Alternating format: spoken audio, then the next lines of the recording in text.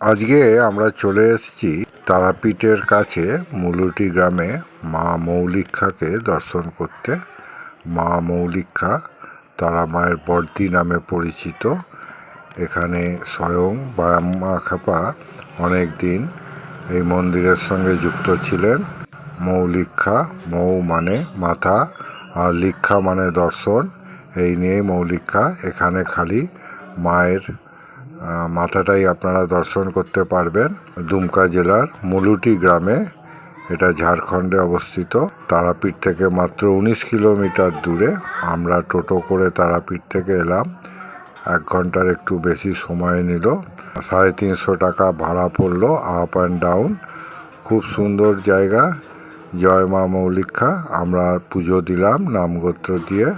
তারাপীঠ আসলে অবশ্যই মা মৌলিক্ষাকে দর্শন করবেন সাইট সিনে।